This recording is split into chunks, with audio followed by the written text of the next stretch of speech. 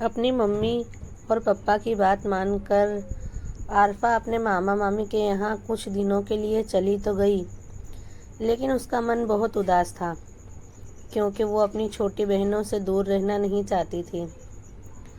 दूसरी तरफ उसका रोज़ स्कूल जाना भी ज़रूरी था क्योंकि वो अब 10वीं कक्षा में आ चुकी थी और उसकी मम्मी तो पहले ही 1.5 महीने से एक्सीडेंट हो जाने की वजह से हॉस्पिटल में एडमिट थी और आरफा के पापा को भी उसकी मम्मी के साथ हॉस्पिटल में ही रुकना पड़ा था उनकी देखभाल के लिए। मम्मी पापा की गैर मौजूदगी की वजह से आरफा अपने घर पर भला अकेले कैसे रहती। तभी तो उसके मामा उसे उसकी नानी के यहाँ से अपने घर ले आए थे क्योंकि आरफा के मामा का घर उसके स्कूल से पास था और नानी का घर बहुत दूर। आरफा की छोटी बहनें अभी नानी के घर ही रह रही थीं। आरफा अपने मामा मामी के साथ उनके घर आ गई। रात काफ़ी हो चुकी थी। लेट सोने की वजह से सुबह किसी की भी आंख जल्दी नहीं खुली और आरफा की स्कूल का टाइम निकल गया। आरफा जब उठी तो घड़ी देखकर रोने लगी और अपने मामा से कहा कि आपने मुझे जगाया क्यों नहीं। अगर मम्मी को पता चलेगा कि मैं आज स्कूल नहीं गई हूँ तो उन्हें बहुत बुरा लगेगा। ये सुनकर आरफा के मामा ने आरफा से कहा कि तुम रोना बंद कर दो, मैं तुम्हारी मम्मी से बात कर लूँगा। फिर आरफा की मामी से नाश्ता बनवा कर आरफा के मामा ने उसे नाश्ता कराया। फिर दूसरे दिन उसे जल्दी उठकर स्कूल भेज दिया। आरफा अपने मामा के यहाँ 3 दिन तक रुकी और वहीं से स्कूल जाती थी। फिर आरफा की मम्मी को हॉस्पिटल से छुट्टी मिल गई। आरफा अपने घर आ गई और फिर शाम तक उसकी छोटी बहनें भी अपने नाना नानी के साथ अपने घर पर आ गईं।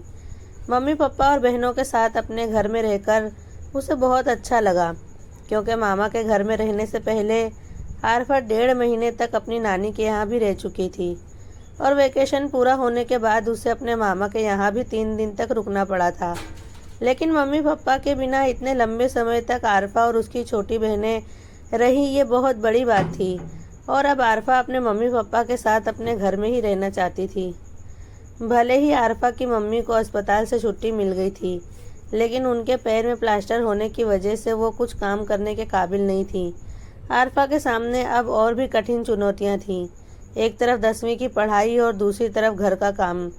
कुछ दिनों तक आरफा के पापा ने घर के सारे काम संभाले, लेकिन वो भी कब तक घर में बैठते। पिछले 2 महीने से वो काम पर नहीं गए थे, जिसकी वजह से उनके घर का बजट टूट चुका था और अब ज़रूरत थी कि आरफा के पापा काम पर जाएं। लेकिन उनकी गैर मौजूदगी में किसी का घर पर आरफा की मम्मी का ख्याल रखने के लिए रहना ज़रूरी था और साथ ही कोई घर का काम भी कर सके। जब आरफा स्कूल से आती थी तो उसे कभी कभी खाना भी नहीं मिलता था और होटल में खाना 1 बजे के बाद मिलता था क्योंकि वो होटल वाली घर जैसी रोटियां बनाती थी। जब आरफा के पापा खाना खरीद कर लेकर घर आते तब सब घर वाले बैठकर खाना खाते। उसके बाद आरफा को घर का काम करना पड़ता, इसलिए वो अपनी पढ़ाई ट्यूशन वगैरह पर ध्यान नहीं दे पा रही थी। अभी सिर्फ 4 महीने पहले ही आरफा 14 साल की हुई थी कि उस पर पहाड़ जैसी जिम्मेदारी आ गई थी। आरफा अपनी मम्मी को टॉयलेट वगैरह कराती थी और कभी भी मुंह नहीं सिकोड़ती थी, लेकिन आरफा के पापा आरफा को देखकर बहुत दुखी होते थे क्योंकि इतनी कम उम्र में आरफा के दिलो दिमाग पे बहुत बड़ा बोझ था। आरफा को समझ नहीं आता था कि वो सब कुछ कैसे संभाले, लेकिन फिर भी उससे जितना होता था करती रहती थी और आरफा के पापा उसे इतने डिप्रेशन में नहीं देख पा रहे थे। उन्होंने बहुत सोचा और एक दिन आरफा को अपने पास बैठा के उसे सारे हालात समझाए और उसे इस साल स्कूल ना जाने की सलाह दी क्योंकि अगर वो स्कूल जाएगी तो भी उसे घर पर होमवर्क वगैरह करने का टाइम नहीं मिलेगा और ना ही वो किसी भी सिलेबस का याद कर पाएगी। फिर उसके पापा को भी तो घर पर ही रहना पड़ेगा, जिससे उन्हें बहुत दिक्कत आएगी और अगर वो घर पर ही रहती है तो उन्हें वक्त पर खाना मिलेगा और उसके दिमाग पर पढ़ाई का कोई लोड भी नहीं रहेगा। आरफा ने अपने पापा की बात मान तो ली, लेकिन वो पढ़ना चाहती थी पूरी मेहनत और लगन से, ताकि अच्छे से अच्छे नंबरों से वो पास होकर आगे भी पढ़े और कुछ बनकर अपना और अपने माँ बाप का नाम रोशन करे। लेकिन उसके इस साल स्कूल ना जाने के फैसले ने उसके माँ बाप को बहुत बड़ा सहारा दिया। आरफा के घर पर रहने से उनका घर संभल गया, उसकी मम्मी को भी वो संभाल सकी, उसके पापा बेफिक्र होकर काम पर जा सके। धीरे धीरे आरफा ने रोटी बनाना भी सीख लिया। अपनी मम्मी से पूछ पूछ कर वो हर तरह की सब्जी भाजी तरकारी भी बनाने लगी। ऐसा लग रहा था कि इस वक्त आरफा इस घर की बेटी नहीं, एक फरिश्ता है जिसने अपने नाजुक से कंधों पर अपने पूरे परिवार का बोझ उठा लिया। और सलाम ऐसी बेटी को जिसने अपनी माँ की खातिर अपने करियर को एक साइड रख दिया, कभी खुद के लिए ना कुछ मांगा ना खरीदा। मासूम आरफा अपने पप्पा से कभी कोई डिमांड नहीं करती।